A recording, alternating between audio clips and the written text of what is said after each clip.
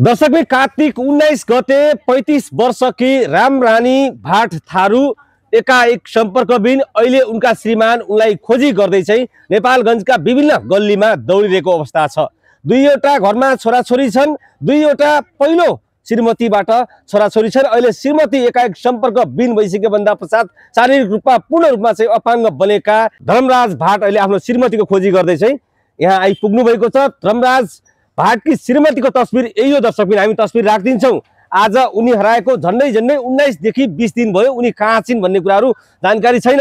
50,000 रुपैयाँ लगानी गरेर अपाङ्ग व्यक्ति चाहिँ भारतको हरिद्वारसम्म चाहिँ आफ्नो श्रीमतीको खोजीका लागि पुग्नुभयो, तर उहाँ भेटिनु भएन। दर्शकबिन रामरानी भाट भागेको यो पटक मात्रै होइन, यो भन्दा पहिला चाहिँ उनी 2 पटक घरबाट भागेर आफन्त कहाँ गएको कुराहरू पनि उनका श्रीमानले चाहिँ यसरी सम्झिन्छन्। पटक पटक उनलाई चाहिँ भाग्नु पर्ने कारण के हो? आखिर यो पटक चाहिँ उनी छोराछोरी छोडेर कपडा सिलाउने बहानामा चाहिँ किन भागिन् त? आज हामी उनका श्रीमान धर्मराज भाटसँग कुराकानी गर्छौं। वास्तवमा के भएको थियो? किन अहिले आफ्नो श्रीमतीको खोजी गरिरहनु भएको छ? शारीरिक रूपमा पूर्ण रूपमा अपाङ्ग धर्मराज भाट अहिले चाहिँ श्रीमती विहीन चाहिँ बेसहारा बन्नु परेको अवस्था छ।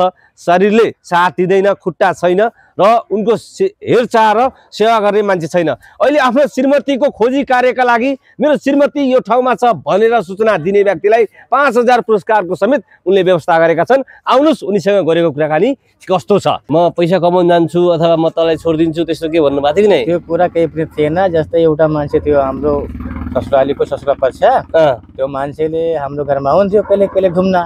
उसले हरिद्वारमा काम गर्छ गौशालामा। अब त्यो मान्छेले भन्थ्यो कि धेरै पैसा त्यहाँ भेट्छ। मेरो बुढीले पनि त्यहाँ भन्थ्यो कि म पनि काम गर्न जान्छु। अच्छा अच्छा। अब त्यही शङ्काले हामीले हरिद्वार पुगेर आएछु। त्यो मान्छेलाई भेटे, त्यो मान्छेले भन्छ मसँग आए छैन। पनि शारीरिक रूपमा अपाङ्ग हुनुहुन्छ तपाईँ। अहिले चाहिँ श्रीमतीको फोटो लिएर श्रीमती खोज्दै आउनु भएको छ।